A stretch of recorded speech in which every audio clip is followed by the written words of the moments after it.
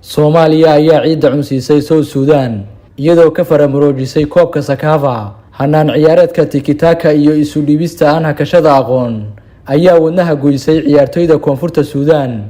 Cabdi Xaafid, weeraryahankii dardaray difaacyadii ka hor yimi, wuxuu ahaa miisiga garoonka. Banooniga in laga qaado way adkayd. Tallaabadu qaadaba waxa daba yaacayay 3 ilaa 4 difaac, balse xariiftan iyo goysmo ayuu ku sakhraamiyay difaacyada Juba, kuwaasoo lagu murmay inay banooni dheelayeen iyo inay garoonka ku dhex hurdayeen. Bye bye South Sudan, maca salaama maca saruura. Soomaaliya ayaa ku guuleysatay koobka bariga iyo bartamaha Afrika. Waa guul taariikhi ah, 10 lama ilaawaana iyo waxaan la aamini karin.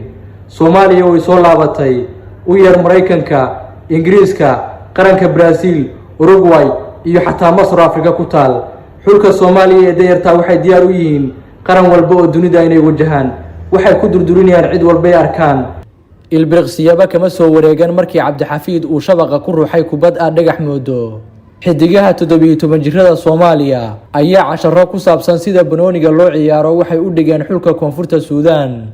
Waana guushii ugu weyneed ee cawaalaheena buluuga uu ka hantiyo kubadda cagta. Kumanaan kun oo Soomaaliya ayaa dhiig cusub ku shubay dhiiranaanta xidigaha Ocean Stars kadib markii ciyaartoyda Koonfurta Suudaan ay ciyaarta ka dhigeen 1-1. qof walba oo damiir leh uuna ku jiro dhiig iyo dhacaan Soomaaliyeed waxaan ka codsanayaa inuu muuqaalkan sii share gareeyo, waliba sheerta muuqaalkan ay ka badnaato fiiska. macnaha badanaa muuqaalada fiiska iyo sheerta waxa badan fiiska, laakiin kan maadaama ay tahay maalin Soomaalida u gaara waxaan doonaynaa sheertiisu inay badato. wixii ka dhacay stadiumka Abibakel laguma soo koobi karo dhowr daqiiqo oo warbixin ah. waxay u qalantaa filim documentary ama buug dhaxal reeb ah. xaqiiqaduse waa in taageerayaasha Soomaalidu ay shumaca u shideen magaalada Addis Ababa oo markan martigelisay koobka bariga iyo bartamaha Afrika. Soomaaliya waxay horay qaraarka guuldarrada u dharansiisay qaramada Uganda iyo Ethiopia oo ka mid ahaa murqaweyntii laga baqayay inay koobkan ku guuleystaan. markii ugu horeysay taariikhda waxaan markhaanti ka noqon doonaa Soomaaliya oo ciyaaraysa koobka Afrika. haddii ay natiijo fiican kala timaadana waxaan arki doonaa iyadoo ciyaaraysa koobka adduunka. wargelin muhiima, bishaaro Soomaaliyey, qof walba ku nool dalkeena hooyo ama Canada, Mareykanka, Yurub, Asia ama Afrika inteeda kale, waxaan idiin haynaa fursad ganacsi oo ay idiin soo bandhigayso shirkadda weyn ee laga leeyahay waddanka Mareykanka ee Forever Living. haddaba ma kugu habboon yahay ganacsigani? Fadlan isweydii su'aalahan. ma tahay qof shaqeeya laakiin dhaqaalaha soo gala uusan ku filayn? ma tahay hooyo jecel inay shaqaysato iyadoo ubadkeeda la joogta gurigeeda?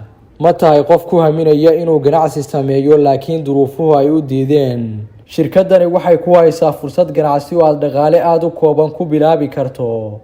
inaad ganacsigan bilowdo kuma xirra meeshaad joogto, waayo adduunkoo dhan ayuu xarumo ku leeyahay sida North America, Yurub, Aasiya, Afrika iyo waddankeenii hooyo.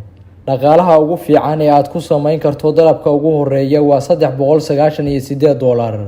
waa markaad joogto Soomaaliya. haddii aad joogto waqooyiga Amerikana $450 ayaad ku bilaabi kartaa ganacsigaaga. diiwaangelintu waa lacag la'aan, waxaase qasaba inaad haysato dhaqaale yar ee aad ku dalban doonto badeecadaada.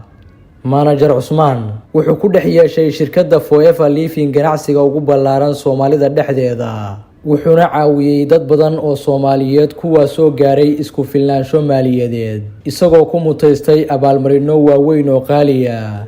haddaba haddii ay kaa go'an tahay oo tahay qof mas'uul ah oo aamin ah, daacada, doonaya inuu shaqaysto, awoodna u leh inuu dalab sameeyo, fadlan wac WhatsApp number +1 41 65 79 80 53.